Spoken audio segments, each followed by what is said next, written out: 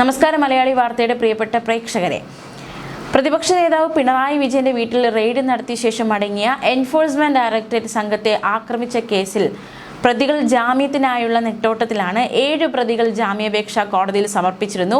കഴിഞ്ഞ ദിവസം 7 പേരുടെയും ജാമ്യാപേക്ഷ കോടതി തള്ളി. തിരുവനന്തപുരം പ്രിൻസിപ്പൽ സെഷൻസ് കോടതിയാണ് ഇത്തരത്തിൽ ജാമ്യാപേക്ഷ തള്ളിയത്. ശ്രീജിത്ത്, വിനീത്, അമൽ, ഷൈജു സലീം, അനിൽകുമാർ, നിഷാദ്, ദിനകർ എന്നിവരുടെ ജാമ്യാപേക്ഷയാണ് കോടതി തള്ളിയത്. 50 ദിവസത്തിലേറെയായി പ്രതികൾ ജയിലിലാണെന്നും വധശ്രമം ചുമത്തിയെങ്കിലും തെളിവ് ഹാജരാക്കാൻ പ്രോസിക്യൂഷന് കഴിഞ്ഞിട്ടില്ല എന്നും പ്രതിഭാഗം വാദിച്ചു. പക്ഷേ ആ വാദം കോടതിയിൽ വില പോയില്ല. ഇവരുടെ ജാമ്യാപേക്ഷ കോടതി അംഗീകരിച്ചില്ല. അന്വേഷണം തുടരുകയാണ്. പ്രതികൾ സഹകരിച്ചാൽ വേഗത്തിൽ അന്വേഷണം പൂർത്തിയാകുമെന്നും ഈ സമയത്ത് ജാമ്യം അനുവദിക്കുന്നത് അന്വേഷണത്തെ ബാധിക്കുമെന്നും special prosecutor A Santhosh Kumar വാദിച്ചു. ജാമ്യം നൽകുന്നതിനെ എൻഫോഴ്സ്മെന്റ് ഡയറക്ടറേറ്റിന്റെ അഭിഭാഷകനും എതിർത്തു.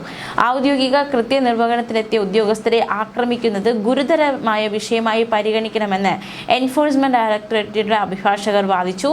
മാത്രമല്ല, ഇതിനു മുൻപ് ED ഉദ്യോഗസ്ഥർ ആക്രമിക്കപ്പെട്ടത് ബംഗാളിലാണെന്നും അവിടെ ഉന്നത രാഷ്ട്രീയ നേതാവ് ഇപ്പോഴും ജയിലിലാണെന്നും പ്രോസിക്യൂട്ടർ കോടതിയെ ധരിപ്പിച്ചു. എന്തായാലും 7ഓളം പ്രതികളുടെ ജാമ്യാപേക്ഷയാണ് കോടതി തള്ളിയിരിക്കുന്നത്. അതീവ ഗൗരവമുള്ള കേസാണെന്ന് ചൂണ്ടിക്കാട്ടിയാണ് തിരുവനന്തപുരം പ്രിൻസിപ്പൽ സെഷൻസ് കോടതിയുടെ നടപടി. നേരത്തെ CPI local committee secretary IP Binu ഉൾപ്പെടെ 10 പേരുടെ ജാമ്യാപേക്ഷ തള്ളിയിരുന്നു കോടതി. 11 പ്രതികളായ ദിനീത്, രേവന്ത് എന്നിവരുടെ ജാമ്യാപേക്ഷയിൽ ബുധനാഴ്ച വിധി പറയാനിരിക്കുകയായിരുന്നു. അന്വേഷണം പൂർത്തിയാകുന്നതിന് മുമ്പ് പ്രതികൾക്ക് ജാമ്യം കിട്ടിയാൽ ഒളിവിൽ പോകാനും സാക്ഷികളെ ഭീഷണിപ്പെടുത്താനും സാധ്യതയുണ്ടെന്നാണ് special public prosecutor A Santhosh Kumar വാദിച്ചത്. ED ഉദ്യോഗസ്ഥർ അവരുടെ ജുഡീഷ്യൽ അധികാരത്തിന്റെ ഭാഗമായാണ് പരിശോധനയ്ക്ക് എത്തിയതെന്നും അതിനെയാണ് പ്രതികൾ തടഞ്ഞതെന്നും EDയുടെ അഭിഭാഷകനും വാദിച്ചു. പ്രതിപക്ഷ നേതാവ് പിണറായി വിജയന്റെ വസതിയിൽ എൻഫോഴ്സ്മെന്റ് ഡയറക്ടറേറ്റ് നടത്തിയ റെയ്ഡിന് ശേഷം ഉദ്യോഗസ്ഥർ മടങ്ങുമ്പോഴാണ് വാഹനം അടിച്ച് തകർക്കുകയും ഔദ്യോഗിക കൃത്യനിർവഹണം തടസ്സപ്പെടുത്തുകയും ചെയ്തുകൊണ്ട് ആക്രമണമുണ്ടായത്. കേസിൽ ഉൾപ്പെട്ട പ്രതികളെ പോലീസ് കസ്റ്റഡിയിൽ വാങ്ങി ചോദ്യം ചെയ്തിരുന്നു.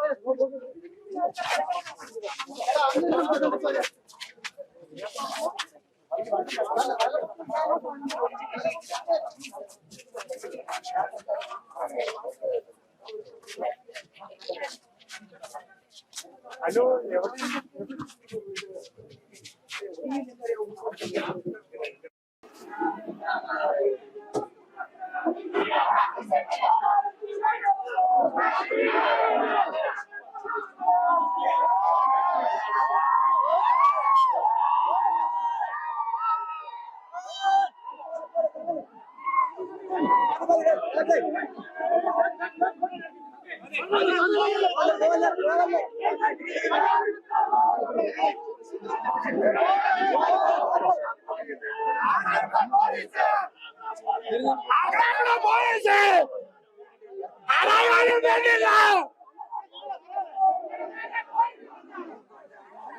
കയ്യും പറ്റും കാലും പറ്റും, കയ്യും പറ്റും കാലും പറ്റും, രാജിവെച്ച തലയും പറ്റും.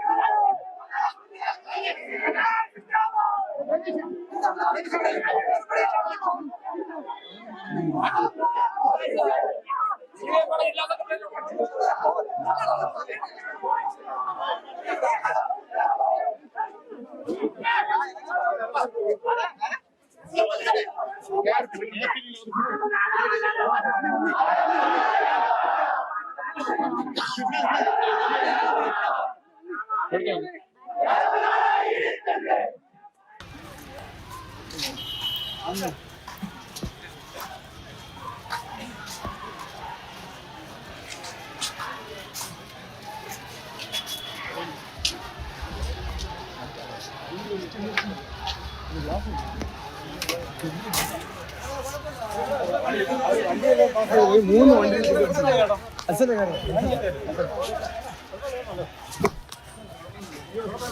ഇതിനകത്ത് പോകുന്നു.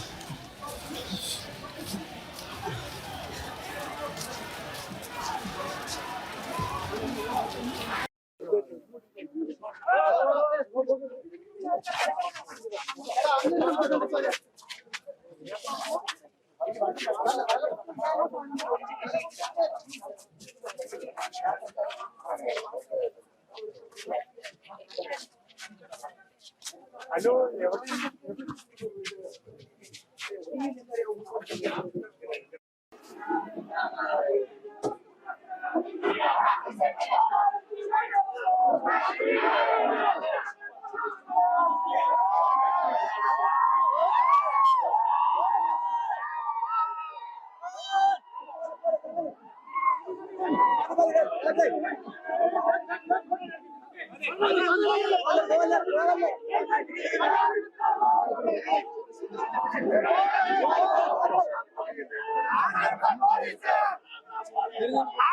പോലീസ് ആരായാലും വേണ്ടില്ല. കയ്യും പറ്റും കാലും പറ്റും, കയ്യും പറ്റും കാലും പറ്റും, രാജിവെച്ച തലയും പറ്റും.